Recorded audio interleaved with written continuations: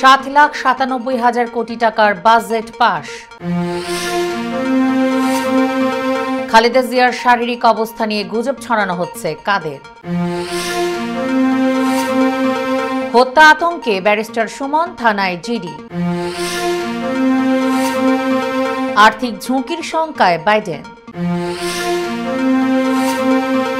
ঈদের ছবি ফ্লপ, পরিচালক পলাশকে পেটালেন চিত্রনায়িকা ববি। প্রোটিয়াদের স্বপ্ন ভেঙে চ্যাম্পিয়ন ভারত। এবং মার্টিনেজের জোড়া গোলে আর্জেন্টিনার জয়।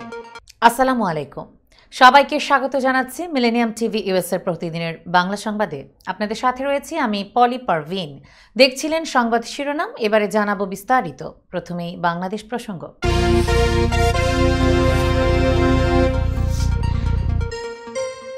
সংসদে 2024-25 অর্থ বছরের জন্য 7,97,000 কোটি টাকার জাতীয় বাজেট পাশ হয়েছে।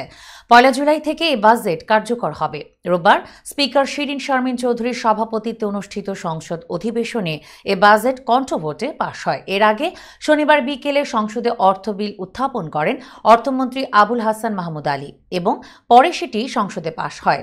6 জুন জাতীয় সংসদে 2024-25 অর্থ বছরে বাজেট পেশ করেন অর্থমন্ত্রী আবুল হাসান মাহমুদ আলী। অর্থমন্ত্রী হিসেবে তার প্রথম বাজেট হতে যাচ্ছে এটি। আজ বাজেট পাশের প্রক্রিয়ায় মন্ত্রীরা সংশ্লিষ্ট মন্ত্রণালয়ের ব্যয় নির্বাহের যৌক্তিকতা তুলে ধরে মোট 59টি মঞ্জুরি দাবি সংসদে উত্থাপন করেন। এই মঞ্জুরি দাবিগুলো সংসদে কণ্ঠভোটে অনুমোদিত হয়।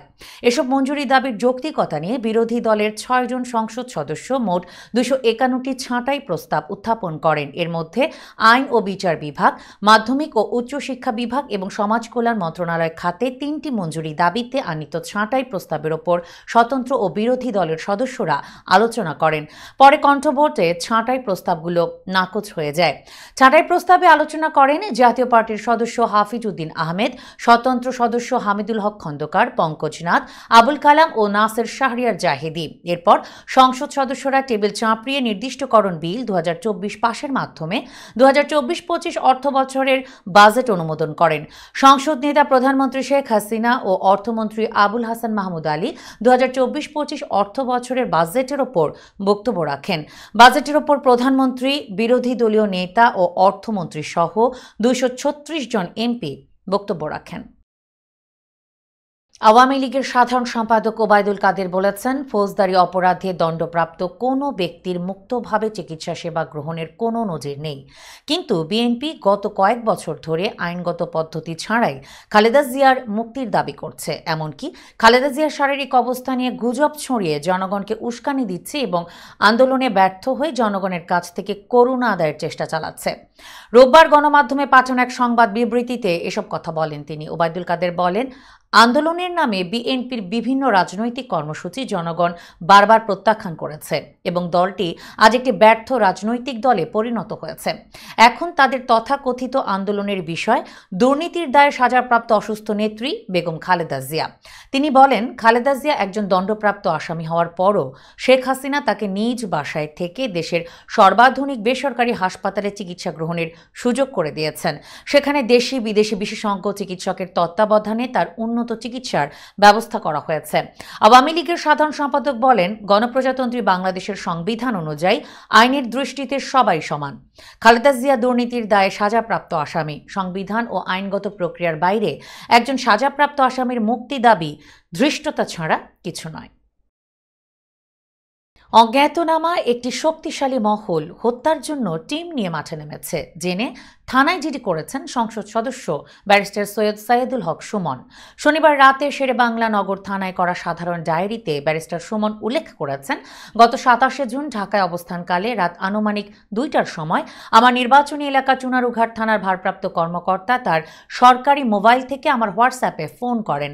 ফোনে আমাকে জানান, আপনাকে হত্যার জন্য অজ্ঞাতনামা একটি শক্তিশালী মহল গত 3 থেকে 4 দিন পর্যন্ত 5 জনের একটি টিম নিয়ে মাঠে নেমেছে। আপনি রাতে বাইরে বের হবেন না এবং সাবধানে থাকবেন। এ সময় আমি ওসির কাছে অজ্ঞাতনামা ব্যক্তিদের পরিচয় জানতে চাইলে তিনি ওই ব্যক্তির পরিচয় জানাতে অস্বীকার করেন এবং আমাকে সাবধানে থাকার পরামর্শ দেন। এই বিষয়টি জানার পরে আমি মারাত্মকভাবে নিরাপত্তাহীনতায় ভুগছি। সৈয়দ সাইদুল হক সুমন বাংলাদেশ সুপ্রিম কোর্টের আইনজীবী। তিনি আন্তর্জাতিক অপরাধ ট্রাইব্যুনালের একজন প্রসিকিউটর ছিলেন। এই পদ থেকে তিনি 2012 সালের 13 নভেম্বর পদত্যাগ করেন। সামাজিক যোগাযোগ মাধ্যমে নানা অসঙ্গতি তুলে ধরার পাশাপাশি মানবিক কাজ করে জনপ্রিয়তা পান ব্যারিস্টার সুমন। সেই সাথে দেশের প্রভাবশালী কিছু ব্যক্তি ও প্রতিষ্ঠানের অনিয়ম দুর্নীতি নিয়ে আইনি লড়াইয়ে নামেন সুপ্রিম কোর্টের এই আইনজীবী। দর্শক, এবার দেখবেন যুক্তরাষ্ট্র সংবাদ।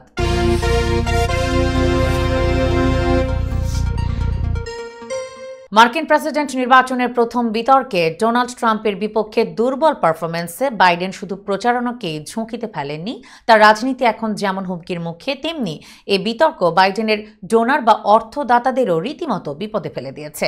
রিপাবলিকান ডোনাল্ড ট্রাম্পের হাতে এখন জো বাইডেনের তুলনায় বেশি নগদ অর্থ আছে। প্রতি মাসে 2 প্রার্থী যে পরিমাণ তহবিল সংগ্রহ করছেন তাতে অনেকটা এগিয়ে রয়েছেন ট্রাম্প। বর্তমান প্রেসিডেন্টের পরিস্থিতি আরও খারাপ হবে যদি ধনী অর্থদাতারা মনে করেন যে তারা হারতে থাকা ঘোড়ার উপর বাজি ধরছেন। রয়টার্স জানিয়েছে, বছরের শুরুতে চাঁদা তোলার ক্ষেত্রে বাইডেন অনেকটা এগিয়ে ছিলেন। একের পর এক আইনি ঝামেলা সমস্যায় ফেলেছিল ট্রাম্পকে। অন্যদিকে বাইডেনের দক্ষ প্রচার বাহিনীর কর্মীরা তখন ঠিকই তহবিল করে যাচ্ছিলেন। কিন্তু এপ্রিলে সাবেক প্রেসিডেন্ট বর্তমান প্রেসিডেন্টের চেয়ে $2.50 লাখ বেশি তহবিল সংগ্রহ করেন। এরপর মে মাসেও পরিস্থিতি খুব একটা ভালো ছিল না বাইডেনের জন্য। ট্রাম্পের রিপাবলিকান ন্যাশনাল কমিটির সঙ্গে যৌথভাবে তহবিল সংগ্রহ কার্যক্রমে মে মাসে $14.10 লাখ চাঁদা তুলেছিল। অন্যদিকে বাইডেন তুলেছিলেন $8.50 লাখ। মে মাসের শেষে ট্রাম্পের হাতে থাকা নগদ অর্থের পরিমাণ ছিল $11.70 লাখ আর বাইডেনের হাতে ছিল $8.40 লাখ। দর্শক, এবার দেখবেন আন্তর্জাতিক সংবাদ।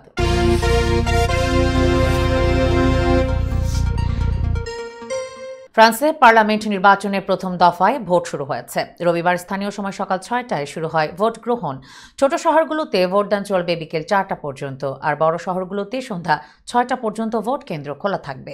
আগামী 7 জুলাই দ্বিতীয় দফার ভোট অনুষ্ঠিত হলে জানা যাবে চূড়ান্ত ফলাফল। ফ্রান্সের পার্লামেন্টের জাতীয় পরিষদের 577টি আসনের জন্য 2 দফায় ভোট হয়ে থাকে। নিরঙ্কুশ সংখ্যাগরিষ্ঠতার জন্য একটি দলের প্রয়োজন হয় 289টি আসন। ভোটের আগে বিভিন্ন জরিপে দেখা গেছে এবার অতি ডানপন্থী রাজনীতিবিদ মেরিন লে পেন এবং জর্ডান বারডেলার দল আরএন বেশ এগিয়ে রয়েছে। দলটি জিতলে দ্বিতীয় বিশ্বযুদ্ধের পর প্রথমবারের মতো ফ্রান্সে অতি ডানপন্থীরা ক্ষমতায় আসবে। গত বুধবার গণমাধ্যমকে দেওয়া সাক্ষাৎকারে লে পেন বলেন, নিরঙ্কুশ সংখ্যাগরিষ্ঠতা নিয়ে জিতে যাচ্ছি আমরা। জিতলে বারডেলা প্রধানমন্ত্রী হবেন বলেও উল্লেখ করেছেন তিনি। তবে জনমত জরিপগুলো বলছে ভোটে 33 থেকে 36% ভোট পাবে আরএন। বামপন্থী জোট নিউ পপুলার ফ্রন্ট পাবে 28 থেকে 29% আর ম্যাক্রোর মধ্যপন্থী জোট পাবে 20 থেকে 23% ভোট। দর্শক, মিলেনিয়াম টিভিএস এর প্রতিদিনের বাংলা সংবাদের এ পর্যায়ে নিচ্ছি ছোট্ট একটি বিরতি। সঙ্গেই থাকুন।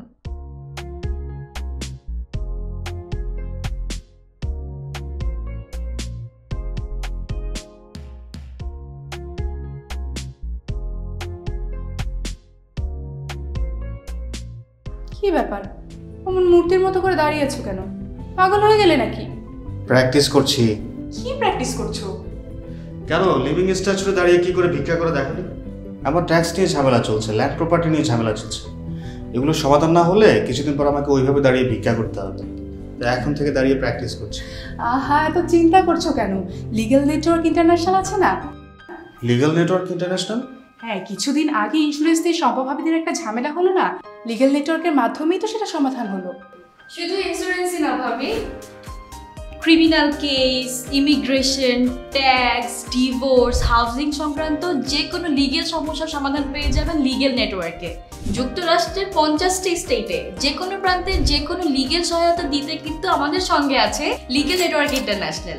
শুধু তাই নয়, লিগ্যাল নেটওয়ার্কে আছেন যুক্তরাষ্ট্রের স্বনামধন্য সব লয়ার, যাদের আইনি সহায়তায় যে কোনো লিগ্যাল সমস্যার সমাধান পেয়ে যাবেন খুব সহজেই। তাহলে দেরি কেন? এখনই চলো লিগ্যাল নেটওয়ার্কে। I'm Nasrin Mosnu, immigration attorney. I was born and raised here in New York City. I have been working at various immigration firms since I was a teenager, including with my father. I'm passionate and dedicated about immigration. I am committed to provide my clients with nothing but the best. আমরা asylum office, immigration court সহ যুক্তরাষ্ট্রের 50টি state ও বাংলাদেশ কনসুলেটে আপনাদের আইনগত সহায়তার নিশ্চয়তা দিচ্ছি। Please come and take advantage of our excellent legal services. Our initial consultations are always free. বরেণ্য অভিনেতা আবুল হায়াত একজন স্বাস্থ্য সচেতন মানুষ। একদিন শুটিংয়ে হঠাৎ অসুস্থ হয়ে হতাশায় ভোগেন। সবাই ব্যস্ত, এখন আমার সেবা করবে কে? কেন নিউ ইয়র্কে গোল্ডেন এজ হোম কেয়ার আছে না, আপনাদের হতাশা দুশ্চিন্তা দূর করে সুস্থ করে তোলে যাদের অঙ্গীকার। সঠিক সময়ে সঠিক সেবা দেওয়ার বিশ্বস্ত প্রতিষ্ঠানের নাম golden age home care. Golden age home care new ইয়র্কবাসীর পূর্ণ আস্থার জায়গা। আই শোনো না, আমার অনেক খিদে পেয়েছে। তোমাকে সুস্বাদু বিরিয়ানি খাওয়াবো। আমি চাইনিজ খাবো। আমি গ্রিল খাবো। আমি পিৎজা খাবো। এত খাবার একসাথে পাবো কোথায়? কেন খলিলে জানেন না? খলিলে একসাথে সব পাওয়া যায়। খলিল ওয়াও, এই যে পেয়ে গেছি খলিল বিরিয়ানি এন্ড হালাল চাইনিজ। নিউ ইয়র্কের পারচেস্টারে সার্টিফাইড শেফ খলিলের পরিচালনায় Khalil biryani, Chinese, pizza, grill, বিশ্বস্ত ও আস্থার তৃপ্তিতে ভরপুর খলিল ফুডস। উন্নত মানের হালাল খাবার মানে খলিলের খাবার। নীরব রেস্টুরেন্ট অ্যান্ড হালাল চাইনিজ, আপনাদের তৃপ্তি আমাদের আনন্দ। আমাদের রেস্টুরেন্টে পাচ্ছেন সম্পূর্ণ হালাল উপায়ে তৈরিকৃত সুস্বাদু আর মুখরোচক সব দেশীয় ও চাইনিজ খাবারের সমারোহ। স্বাদে আর মানে অতুলনীয় সব খাবার যে কোনো সামাজিক বা প্রাতিষ্ঠানিক অনুষ্ঠানে পৌঁছে দিতে আমাদের রয়েছে ক্যাটারিং সেবা। বিয়ে বা জন্মদিনের অনুষ্ঠানে, স্কুলে, ব্যাংকোয়েট হল, ইসলামিক সেন্টার অথবা পিকনিকের জন্য আমরা ক্যাটারিং সেবা প্রদান করে থাকি। আমাদের সাথে যোগাযোগের ঠিকানা 2096 Sterling Avenue, Bronx, New York 10462। Phone নম্বর 718-918-1234। আমাদের অফিসিয়াল ওয়েবসাইট www.nirab.com। আমাদের ইমেইল অ্যাড্রেস nirab.bronx@gmail.com। এছাড়া নীরব রেস্টুরেন্টের স্বত্বাধিকারী মোহাম্মদ রহমানের সাথে যোগাযোগ করতে পারেন। যোগাযোগ নম্বর 9179811747। Thank you. আবারও স্বাগত মিলেনিয়াম টিভিএস এর প্রতিদিনের বাংলা সংবাদে। ফিরে যাচ্ছি আন্তর্জাতিক সংবাদে।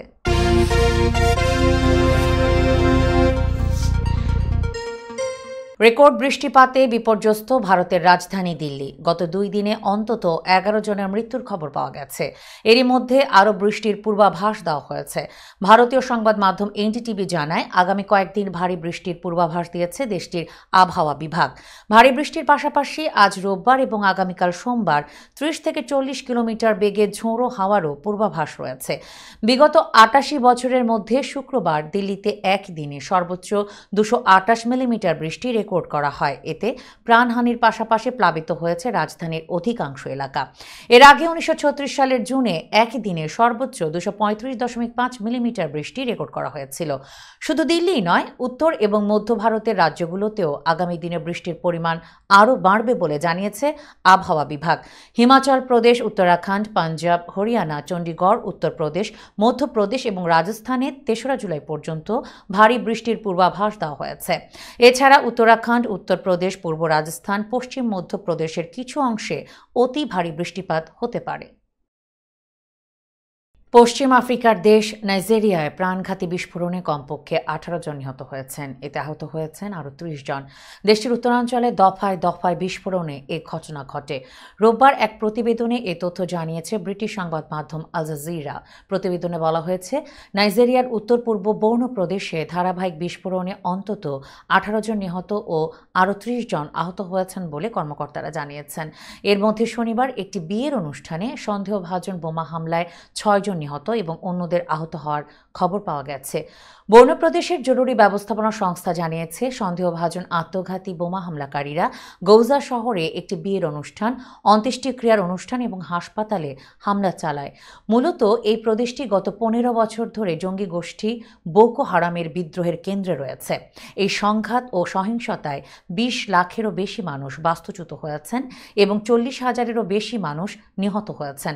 2014 সালে বর্নো প্রদেশের চিবক শহর থেকে 270 জনেরও বেশি স্কুল ছাত্রীকে অপহরণ করে বোকো হারাম আন্তর্জাতিক কুখ্যাতি অর্জন করেছিল। কর্তৃপক্ষ জানিয়েছে শনিবার একের পর এক বিস্ফোরণে 18 জনের মৃত্যুর বিষয়টি নিশ্চিত করা হয়েছে, যার মধ্যে শিশু, প্রাপ্তবয়স্ক এবং গর্ভবতী নারীও অন্তর্ভুক্ত রয়েছেন। কিছু স্থানীয় মিডিয়া প্রাণহানির সংখ্যা আরও অনেক বেশি বলে রিপোর্ট করেছে, যার মধ্যে নাইজেরিয়ার ভ্যানগার্ড এবং দিস ডে সংবাদপত্র জানিয়েছে বিস্ফোরণে কমপক্ষে 30 জন নিহত হয়েছেন। দক্ষিণ পূর্ব ইউক্রেনের জাপোরিজিয়া শহরের বাইরে ভিলনিয়াস্ক শহরের বিভিন্ন স্থানে শনিবার রাশিয়ার ক্ষেপণাস্ত্র হামলায় 4 জন শিশুসহ অন্তত 12 জন নিহত হয়েছেন। সাউথ চাইনা মর্নিং পোস্ট এক প্রতিবেদনে জানিয়েছে ইউক্রেনের প্রেসিডেন্ট ভ্লাদিমির জেলেনস্কি শনিবার সামাজিক যোগাযোগ মাধ্যমে বলেছেন জাপোরিজিয়া অঞ্চলে রাশিয়ার ক্ষেপণাস্ত্র হামলায় 2 শিশুসহ 7 জন নিহত হয়েছেন। জেলেনস্কি সাইট থেকে ছবি পোস্ট করেছেন যেখানে দেখা যাচ্ছে একটি বড় গর্ত, উপড়ে পড়া গাছ এবং একজোড়া টারপলিন একটি পার্কের মতো দেখতে মাটিতে ছড়িয়ে রয়েছে। জেলেনস্কি টেলিগ্রামে লেখেন, আমাদের শহর এবং সম্প্রদায়গুলি প্রতিদিন এই ধরনের রাশিয়ান হামলা শিকার হয়, তবে এটি কাটিয়ে ওঠার উপায় রয়েছে। ইউক্রেনের প্রসিকিউটর জেনারেল অ্যান্ড্রে কোস্টিন বলেছেন শহরে 2টি ক্ষেপণাস্ত্র নিক্ষেপ করা হয়েছে, এতে অবকাঠামো, একটি দোকান এবং আবাসিক ভবন ক্ষতিগ্রস্ত হয়েছে। ইউক্রেনের স্বরাষ্ট্রমন্ত্রী ইগর ক্লিমেনকো বলেছেন জাপোরিজিয়া শহরের মূল শহর থেকে 30 কিলোমিটার দূরে ভিলনিয়াসকে 4 শিশুসহ 18 জন আহত হয়েছেন। দর্শক, মিলেনিয়াম টিভি ইউএস এর প্রতিদিনের বাংলা সংবাদের এ পর্যায়ে আবারও নিচ্ছি ছোট্ট একটি বিরতি, সঙ্গেই থাকুন।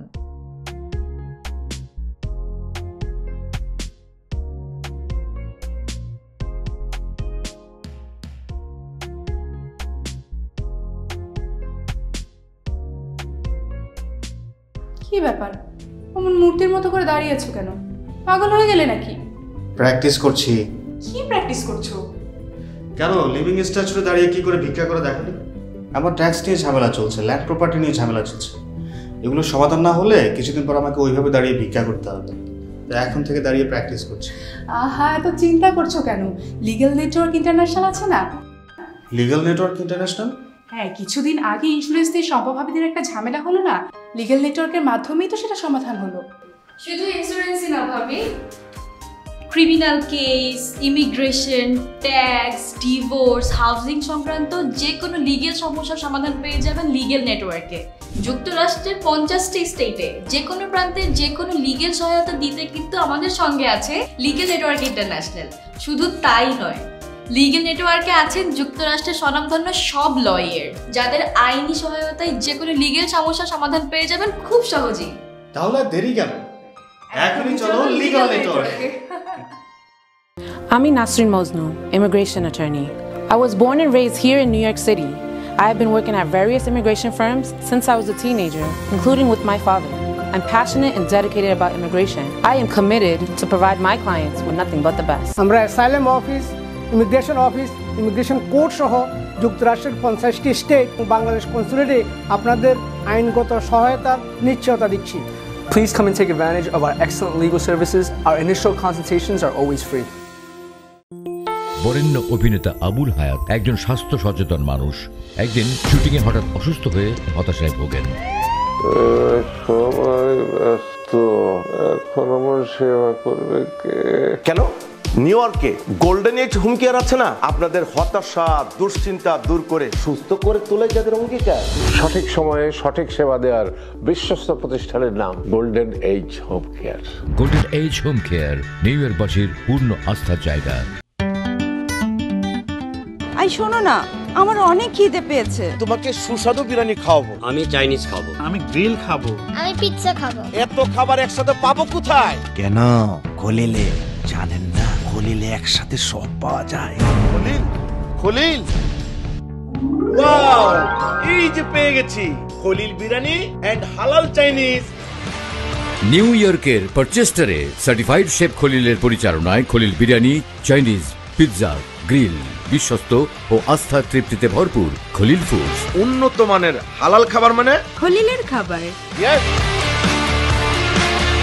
নীরব রেস্টুরেন্ট অ্যান্ড হালাল চাইনিজ, আপনাদের তৃপ্তি আমাদের আনন্দ।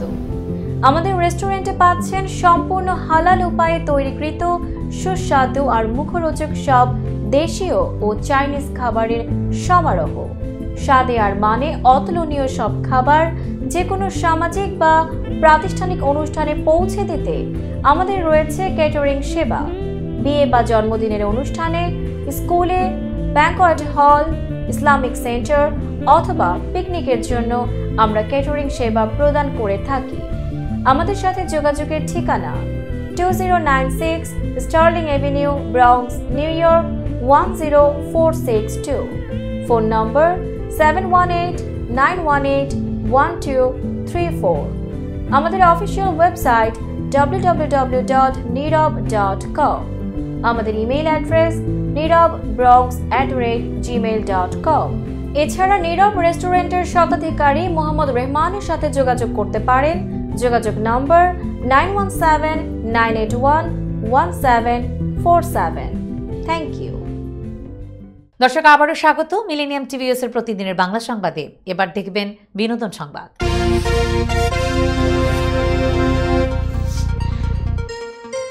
এবার ঈদে মুক্তি পেয়েছে 5 চলচ্চিত্র। এক এক সিনেমা এক এক ধাঁচের। সেই সিনেমাগুলোর মধ্য থেকেই এক সিনেমার পরিচালকের সঙ্গে প্রযোজক নায়িকার তুমুল দ্বন্দ্ব বাঁধে, যা গড়িয়েছে হাতাহাতি পর্যন্ত। জানা গেছে, প্রযোজনা প্রতিষ্ঠানকে দেওয়া ওয়াদা রাখতে ব্যর্থ হয়েছেন ওই পরিচালক। যে বাজেটের কথা নির্মাণের সময় বলা হয়েছিল, সিনেমা শেষ করতে তার দ্বিগুণ খরচ হয়েছে। এছাড়া ঈদের নামমাত্র প্রেক্ষাগৃহে মুক্তি পায় সিনেমাটি। নির্মাণের পর প্রযোজককে শুধু ঘুরিয়েছেন ওই পরিচালক। শুধু তাই নয়, প্রযোজক সব শিল্পীর পারিশ্রমিক পরিচালকের হাতে দিলেও তিনি শিল্পীদের সেটি দেননি। একের পর এক অভিযোগের প্রেক্ষিতে ক্ষিপ্ত হয়ে ওঠেন লগ্নিকার, যার ফলে নায়িকার সঙ্গে দ্বন্দ্ব বাঁধে নির্মাতার। ফলশ্রুতিতে পরিচালককে বেদম পেটান ওই নায়িকা। বিভিন্ন সূত্রে খোঁজ নিয়ে জানা গিয়েছে, নায়িকার ক্ষোভ হলো তাকে যেভাবে সিনেমাটি নির্মাণ নিয়ে বলা হয়েছিল তার বিন্দুমাত্র ছোঁয়াও পাননি। দুর্বল নির্মাণ, এডিটিং ও হল না পাওয়ায় রাগ নিয়ন্ত্রণ করতে না পেরে পিটিয়েছেন পরিচালককে। ওই সময় নাকি সিনেমাটির প্রযোজনা সংস্থার সংশ্লিষ্টরাও উপস্থিত ছিলেন। সবার অভিযোগের তীর ছিল পরিচালকের দিকেই। ঘটনার সময় পরিচালকও বোঝানোর চেষ্টা করেন লগ্নির টাকা কিভাবে উঠে আসবে, কিন্তু ততক্ষণে যা হওয়ার তা হয়ে গেছে। নায়িকা ভরা বৈঠকে পরিচালককে চড় থাপ্পড় কিল ঘুষি মারতে থাকেন। এদিকে বিষয়টি নিয়ে কথা বলতে ময়ূরাক্ষী সিনেমার পরিচালক রাশিদ পলাশ ও চিত্রনায়িকা ববিকে একাধিকবার কল দেওয়া হলেও তারা কেউ কল রিসিভ করেনি। এ নিয়ে মুখে কুলু পেটেছেন তারা। এ ঘটনায় নেট দুনিয়া উত্তাল। টি-20 বিশ্বকাপের শিরোপা জয় 4টিখানি ব্যাপার, অথচ সেই কাজটি গতকাল করে দেখিয়েছে ভারত। আর এই খুশিতে যখন ছোট্ট শিশুর মতো বিরাট কোহলি, রোহিত শর্মারা কাঁদছিলেন, ঠিক তখনই বিরাট পত্নী আনুশকা শর্মাকে তাদের মেয়ে ভামিকা এক প্রশ্ন করে বসেন। ওই সময় তার জবাবও দেন এই অভিনেত্রী। পরে সোশ্যাল মিডিয়ায় আনুশকা লিখেছেন, টেলিভিশনে সবাইকে কাঁদতে দেখে আমাদের মেয়ের সবচেয়ে বড় চিন্তা ছিল ওদের কান্না মোছাতে কে জড়িয়ে ধরবে। আমার ছোট্ট সোনা, ওদের কান্না মোছানোর জন্য 150 কোটি ভারতবাসী রয়েছেন। কি দারুণ জয়, কি দারুণ কৃতিত্ব, চ্যাম্পিয়নদের শুভেচ্ছা। শনিবার রাতের ফাইনাল ম্যাচে প্রথমে ব্যাট করে নির্ধারিত 20 ওভারে 7 উইকেটে 176 রান করে ভারত। বিরাট কোহলি 59 বলে 76 রান করেন। জবাবে 15 ওভার শেষে জয়ের জন্য 30 বলে 30 রানের সমীকরণ নামিয়ে আনে দক্ষিণ আফ্রিকা। কিন্তু শেষ 5 ওভারে ভারতীয় বোলারদের অসাধারণ বোলিং নৈপুণ্যের সামনে 22 রানের বেশি নিতে পারেনি প্রোটিয়ারা। ফলে প্রথমবারের মতো আইসিসি বিশ্বকাপের ফাইনালে উঠেও শিরোপা জিততে পারেনি দক্ষিণ আফ্রিকা। এতে জয়ের হাসি হাসে ভারত। শিরোপা নির্ধারণী ম্যাচে 76 রানের ঝলমলে এক ইনিংস উপহার দিয়ে ম্যান অব দ্য ফাইনাল নির্বাচিত হন বিরাট কোহলি। ম্যাচের সেরার পুরস্কার নিতে এসে তিনি বলেন, এটি আমার শেষ টি-20 বিশ্বকাপ ছিল। ঠিক যেটা অর্জন করতে চেয়েছিলাম সেটাই করেছি। এর আগে বিশ্বকাপ চলাকালে গ্যালারিতে দেখা গিয়েছিল বলিউড অভিনেত্রী আনুশকা শর্মাকে। নিউ ইয়র্কে ভারত পাকিস্তান ম্যাচে ছিলেন তিনি, কিন্তু ওয়েস্ট ইন্ডিজে দেখা যায়নি তাকে। সে কারণে বিশ্বকাপ জেতার পর বিরাটকে দেখা যায় ফোনে কথা বলছেন। বোঝা যাচ্ছিল স্ত্রী ও সন্তানদের সঙ্গে কথা বলছেন তিনি। বিরাটের উচ্ছ্বাস দেখার মতো ছিল। এতদিন পর বিশ্বকাপ জিতে উচ্ছ্বাস ধরে রাখতে পারছিলেন না তিনি। দর্শক এবার দেখবেন খেলার সংবাদ।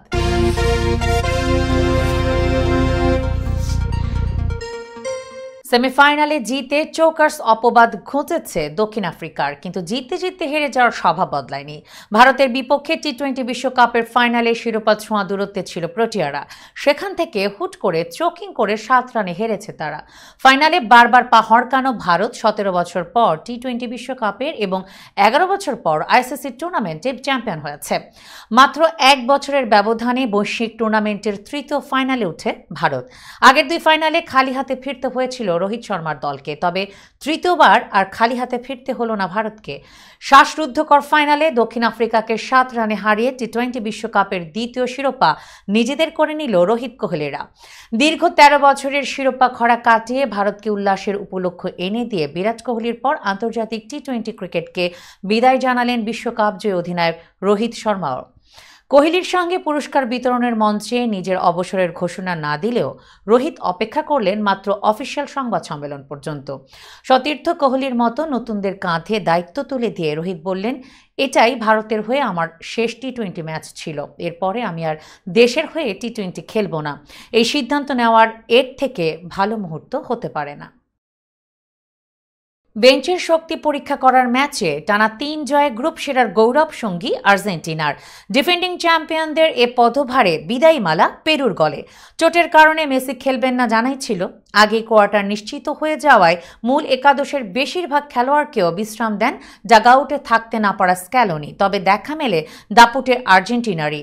প্রথমার্ধে এককভাবে বল চাপালেও পেরুর শারীরিক ক্ষরণ ও গোলরক্ষকের দৃঢ়তায় জালের দেখা পায়নি আলবিসেলেস্তারা। তবে বিরতির পরই ডি মারিয়ার থ্রু বলে লক্ষ্য ভেদ করেন লাউতারো মার্টিনেজ। এগিয়ে যায় আর্জেন্টিনা। ম্যাচের 72তম মিনিটে ব্যবধান দ্বিগুণ হবার কথা ছিল, কিন্তু হ্যান্ডবল থেকে পাওয়া পেনাল্টি পোস্টে মারেন লিয়ান্দ্রো প্যারেদেস। ম্যাচের 86 মিনিটে নিজের জোড়া পূরণ করেন লাউতারো মার্টিনেজ। বুদ্ধিদীপ্ত চিপে টুর্নামেন্টের 4র্থ গোল আদায় করে পেরুর ম্যাচে ফেরার ক্ষীণ আশাও শেষ করে দেন ইন্টার মিলান তারকা। সংবাদ শেষ করার পূর্বে শিরোনামগুলো জানিয়ে দিচ্ছি আরও একবার। 7,97,000 কোটি টাকার বাজেট পাস। খালেদা জিয়ার শারীরিক অবস্থা নিয়ে গুজব ছড়ানো হচ্ছে কাদের। হত্যা আতঙ্কে ব্যারিস্টার সুমন থানায় জিডি। আর্থিক ঝুঁকির শঙ্কায় বাইডেন। ঈদের ছবি ফ্লপ, পরিচালক পলাশকে পেটালেন চিত্রনায়িকা ববি। প্রোটিয়াদের স্বপ্ন ভেঙে চ্যাম্পিয়ন ভারত। এবং মার্টিনেজের জোড়া গোলে আর্জেন্টিনার জয়।